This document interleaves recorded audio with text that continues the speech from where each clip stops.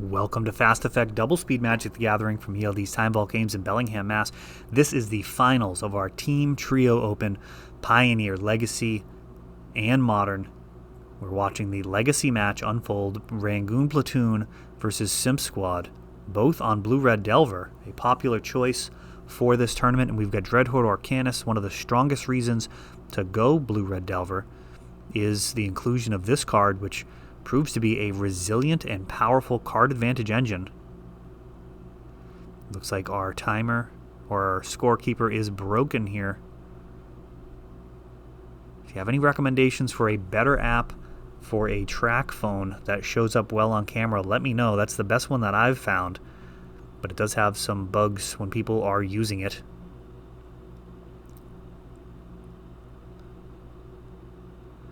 Brainstorm for Simp Squad. Blue-Red Delver matchups often are total train wrecks. They are well equipped to stop creature-based combat. They have all sorts of chain lightnings and lightning bolts. Very difficult to keep a creature around, and Rangoon Platoon actually going to use a Force of Negation to keep this Dreadhorde alive. The Wasteland being used, which feels a little risky. We'll see how this plays. Ponder actually shuffles. In general, when you are being outdrawn 2-1, 1-for-1 trades end up hurting you more than helping you. Let's see how this actually plays. A Wasteland would feel phenomenal for Rangoon Platoon here.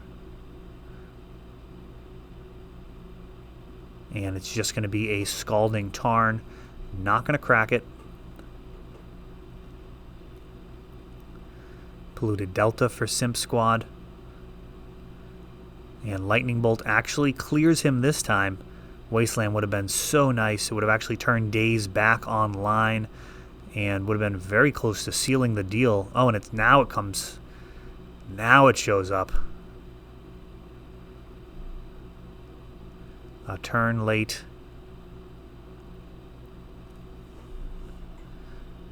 Wasteland does keep Daze relevant in these early turns. Without it, those land drops would quickly outpace Daze's utility. Instead, kind of compresses the game state. Forces players to make decisions in between committing to the board versus sculpting their hand. Removing opposing creatures rather than playing their own creatures. The scarcer the resources, the more your opponent has to make the right plays at the right times. This game would not be difficult with infinite mana. It'd be a very different game, that's for sure. Brainstorm with the fetch land.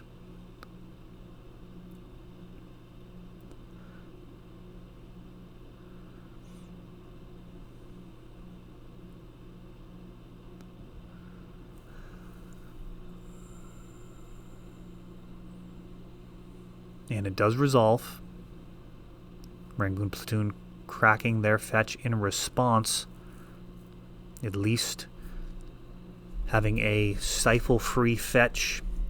If Simp Squad did decide to stifle that, they would need to sacrifice their own fetch land in response, which would then greatly lower the power level of this Brainstorm, getting rid of the two worst cards in his hand. Very important here. Wasteland takes out the opposing Volcanic, and as I said, Trainwreck City. Both players sitting here with 2 mana, several turns in. Another Wasteland.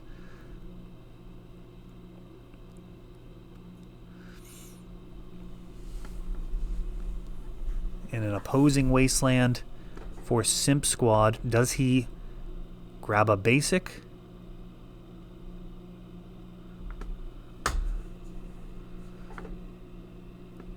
Can he afford not to?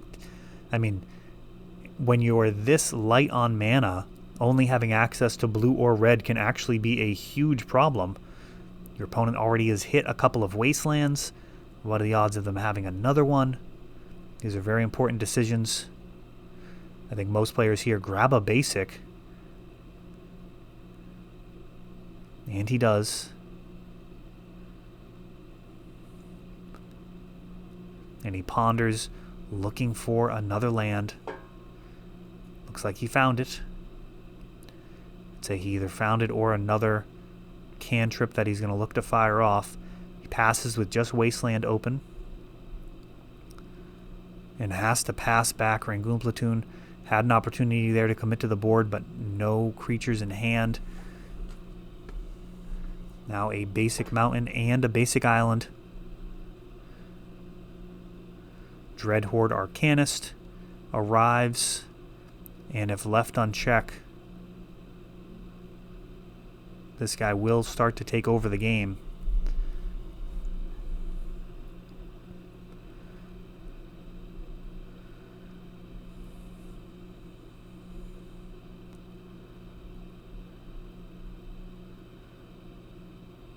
Lightning Bolt clearing him out of there. Wasteland does not want to see an untap step with that volcanic island on board. Both players still stuck on 2 mana. Now Rangoon Platoon gets their basic mountain.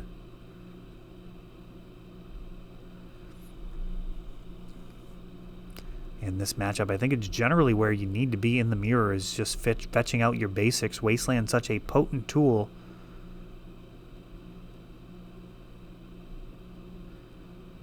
You're going to end up having to fetch them out eventually anyways, in all likelihood.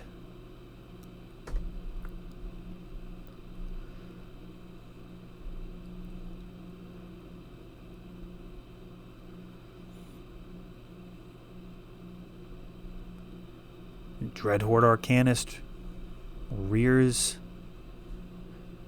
its ugly face again.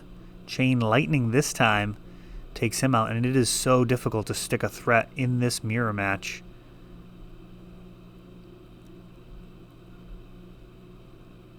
Four lands now. Looks like we've got some sun coming in. I had no idea if we end up blocking that. Hopefully. True Name Nemesis, and that is a threat that can stick if it actually reaches the board. Blue-red not going to be able to remove it. Has to be countered on the way down. Pyroblast, Force of Will, you name it.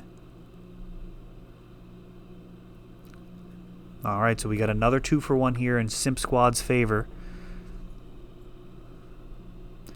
Force necessary to take out that True Name before he just showed up and created some inevitability. And now a young Pyromancer. Simp Squad drawing into its threats. A Brainstorm in response.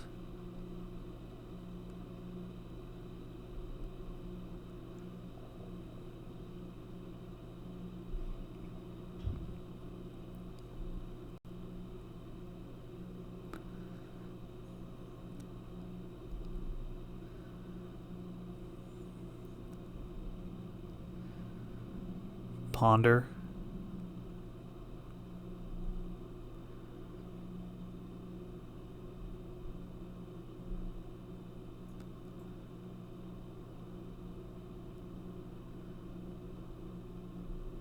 Ponder's going to go ahead and keep it.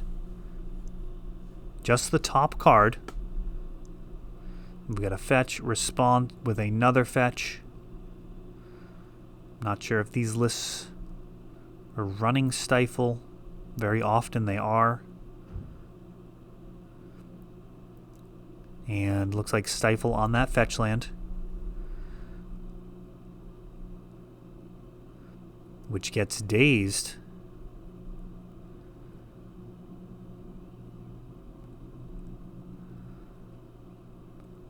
Some of my favorite sequences in Magic involve those cards. Daze, Stifle, Gush. Very fun Magic cards, super interactive. I've actually had situations where I've cracked a fetch land in response to my opponent's Wasteland and then stifled their waste. They Force of Will tapped out, and then I Daze, returning the volcanic island they were trying to destroy. That is the Magic equivalent of a Spinning DDT. Literally can get someone to quit Magic with that type of play. Just walk away from the game. Never look back. A bunch of basics here on Rangoon Platoon's side.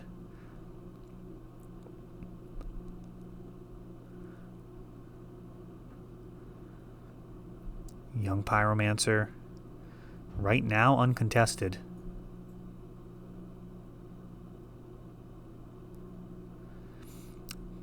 Not sure if they're discussing if there's been a land drop this turn already. Lightning Bolt takes out Young Pyromancer.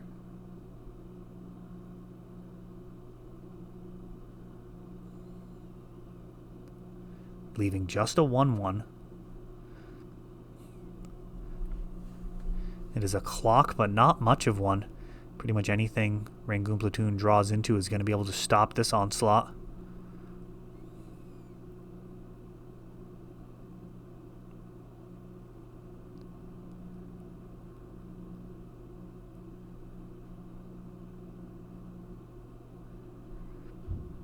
One more damage. Hardcast Force, another relevant threshold in this matchup. Brainstorm along with the fetch land.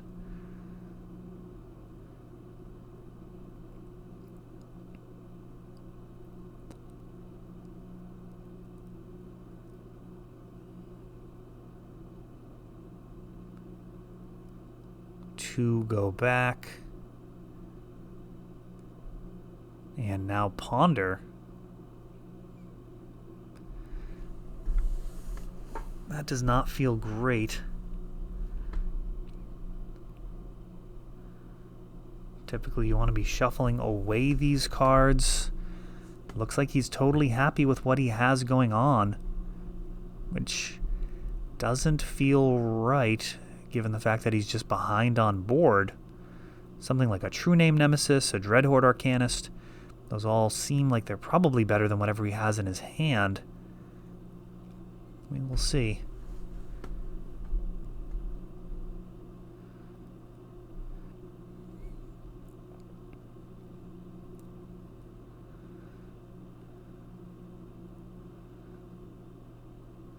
Lightning Bolt takes out that Dreadhorde Arcanist.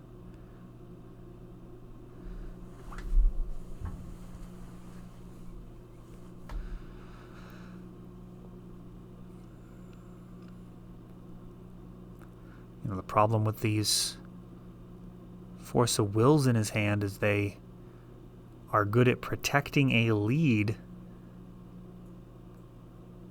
good at stopping you from just straight up losing to a card. But if we're talking about incremental back and forth, Force of Will does actually push you a little bit in a hole. Delver not going to be willing to trade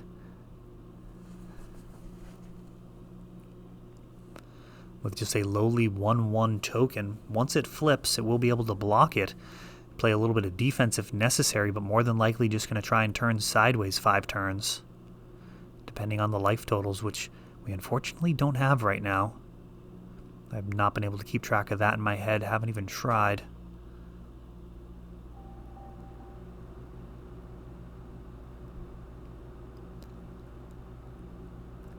Force flipping and getting out of there.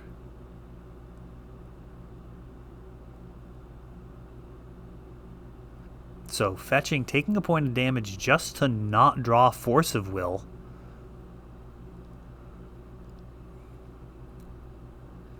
Three damage in the air.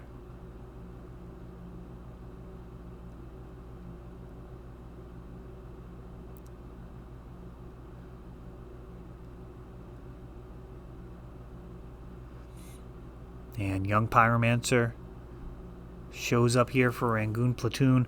That gets a Force of Will pitching Daze. And he allows that to pass.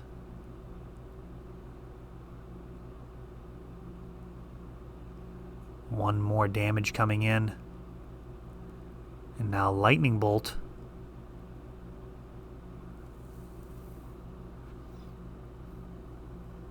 Lightning Bolt takes out the 1/1. True Name Nemesis.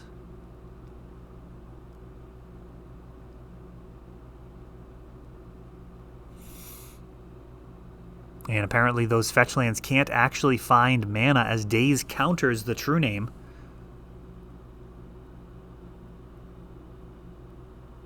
Those Polluted Deltas, not useful on board, would be better off being in hand, could at least brainstorm them away. Apparently Simp Squad's completely out of lands in the deck. Ponder.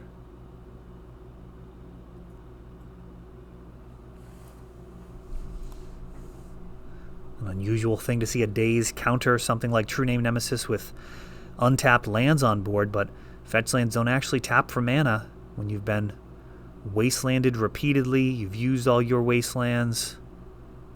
You've got your basics already in play. 3 more damage. And that is going to do it.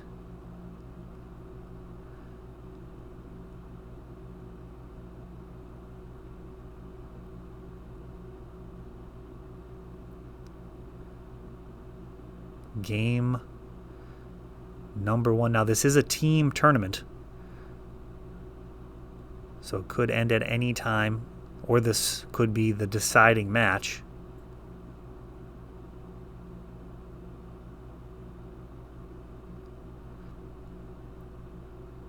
And it looks like that is actually it. Rangoon Platoon taking down another team trio event. That is all for this one, but don't worry, there is a lot more.